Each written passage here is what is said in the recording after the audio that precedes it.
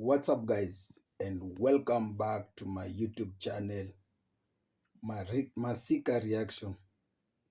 So guys, in today's video, this video is all about strong message to all blacks and all the Jamaicans. The message is from Dr. Harikana. Remember, Dr. Harikana is an activist who always defends and speaks about the Black life and Black matters. Remember, she was an ambassador to the US, but due to the defending and letting blacks know that they have their rights, she was sacked. But she was not intimidated. Until now, she continues to urge us, blacks and Africans, to continue the black unity. Remember, if it is your very first time coming across any of my video, remember to like, share, comment, and kindly not forgetting to subscribe. To all my returning viewers, thank you so much for always coming back and supporting me. I never take your love for granted, and all credits goes to the original creator of this video. Remember to watch till the end, and I'll be back with more comments. This is for black people wherever you find us. I'm going to share with you some basic facts. You see, our story is a simple one. Our story is of truth and facts, which are two constants that do not change. And all we need to do is give the world an overdose of our truth and insist on it. As we speak today, I'm going to take you back centuries, long before the children of Africa were taken out of Africa as slaves. There was some serious resistance when the occupiers from the West came to Africa, contrary to what some might think. They didn't just give up their children, but the fighting began long before slavery. And the resistance was those who led them, the majority of them, their heads, as we speak today, are sitting in jars in Europe. Are you aware of that? Our leaders, our ancestors who fought the wars of resistance, their heads, their remains are sitting in jars throughout Europe. And the same people have the audacity to come to Africa and talk to us about human rights. But what's even more disturbing is that we entertain them and we don't remind them of these skeletons in their closet.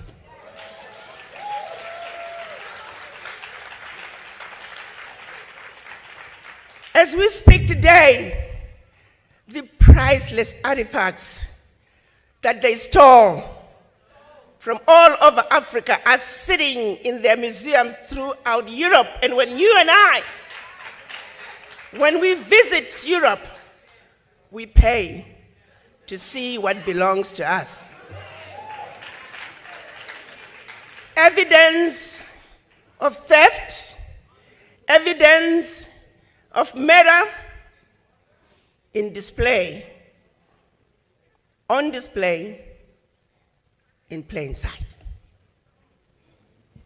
As we speak today, black people are listed as 3/5 of a human being in the US Constitution. As we speak today, the redlining continues. As we speak today, African countries are being made to pay ridiculous interest rates on loans that they should not be paying for. As we speak today, reparations are due.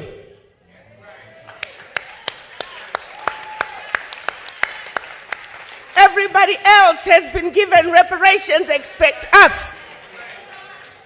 The question then becomes, what is wrong with this picture? Why aren't you and I standing up and demanding that what is right must be done?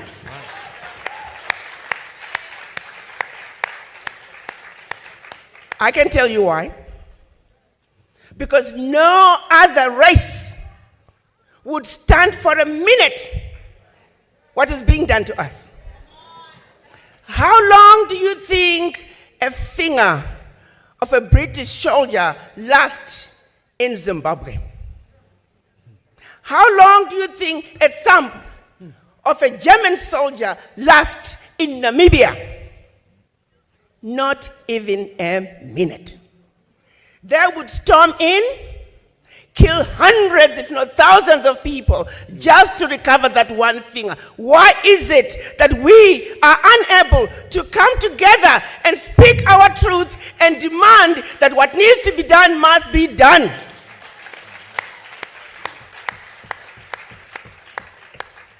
It's because they defeated us where it matters the most, which is the mind.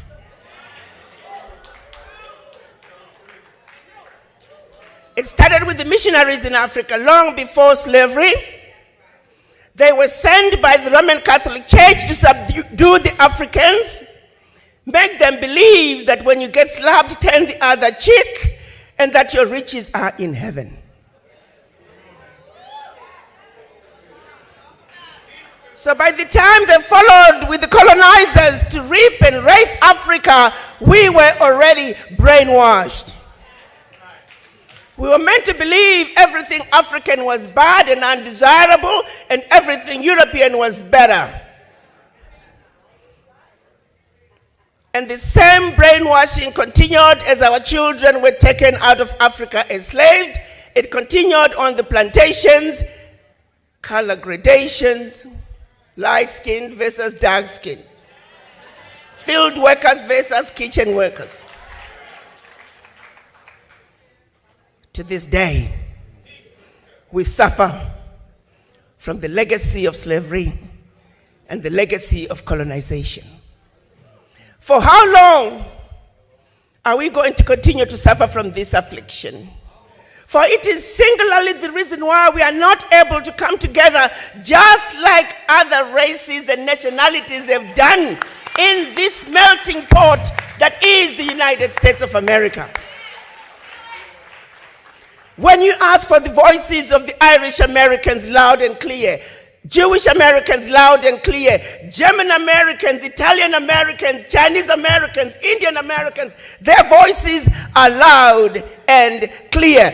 But when you ask for the voices of us black people, you might as well go to the graveyard, because we are missing in action. We were taught, we were brainwashed into not even loving ourselves as individuals, let alone each other. We were taught not to trust one another. We were taught not to believe that my brother can, my sister can, but somebody else who doesn't look like you and I is better. The question I have for all of you, just close your eyes and think about your children, your grandchildren. Is this the world you want to leave behind for them? If the answer is no, then you need to have a serious conversation with the image in the mirror. Because it is the image in the mirror that must change. It is the image in the mirror that must understand that you are sick from this affliction of the legacy of slavery. You are not sick at home. You are not sick in the doctor's waiting room. You are not sick in the hospital ward. You are sick in the intensive care.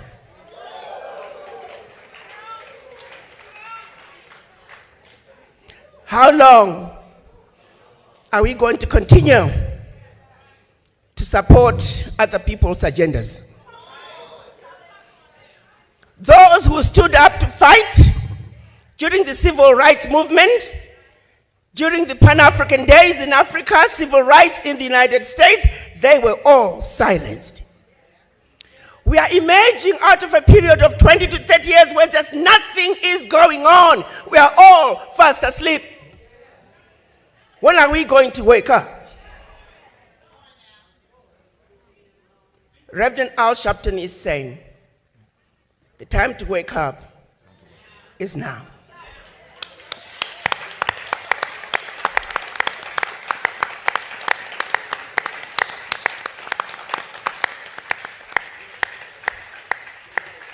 Reparations now.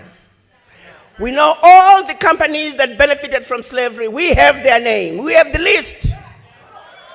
They must pay. As we speak, many have pledged their contributions. Guess what's going to happen, my brothers and sisters? Because we are not organized, we will never realize those funds. And they will hide behind, oh, they are disorganized. They don't know what they are doing. I am now going to be asking Reverend Al Sharpton to lead us as we demand those reparations. We need to register a global Pan-African fund that can make sure that we have development in black communities where it belongs. Those funds must be organized. Those funds must be paid for. Reparations for black people now. So guys, hope we've watched that full clip. Yeah, it's so acknowledging. The video is so nice. And the lady, she speaks nothing but damn truth. Because we have been stuck in the past. And we are living the past. Because she says we are in the ICU. We don't know, we don't know how we are in there, but the truth is that the black unity is no longer in us today. The black unity is gone due to racism and due to that separate. The fact that you are being told that black is just a color that defines theft and all evil things. We ended up not even loving you personally. You had the slavery and the kitchen, the field work and the kitchen work. We were colonized, yes. They came up with an idea. They come up with the missionaries. They split our religion. We were given the Catholics, we have given the Anglicans, and we have the Muslims. When will this continue? When will this continue? Until which time? When we wake up and say, no more. No more to this ruling.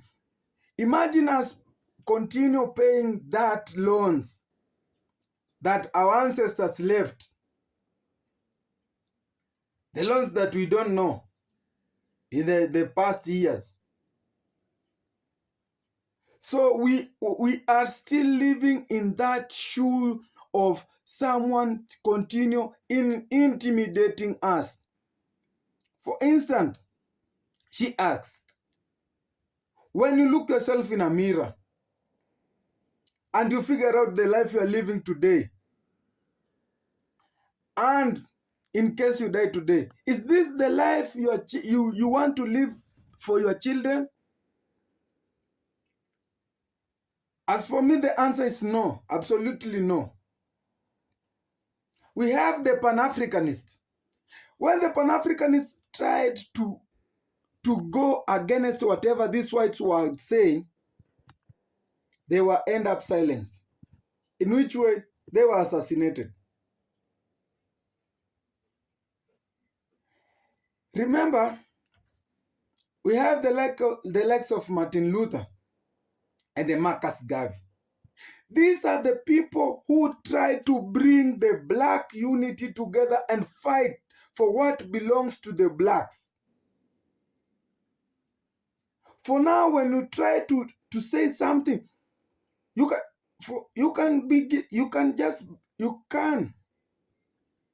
The good example is when the whites have their unity, the unity is being given up and it is being given a first priority. But when a black tries to show up that we want to bring up a black unity, that one won't happen because we are already being ruled. We are under the whites. So blacks, when will this continue? Why should we leave the ancestor and the colony times? Yet we have the activists and we have the people who are educating us. We have like the likes of Dr. Harikana. We have this the famous one, the one who is not I've just forgotten his name. But we have many activists. They are telling us each day that the black unity must continue. Imagine being a black and someone just come from nowhere and tells you that, yeah, yes, you're a black, but the dark and the dark skin and the light skin, we have a separation. So what's that? What's that? We come from one nation, one people, but because of just a foreigner whom you are coming just to learn his systematic, you hate your brother, you hate even yourself. That's so shameful of us.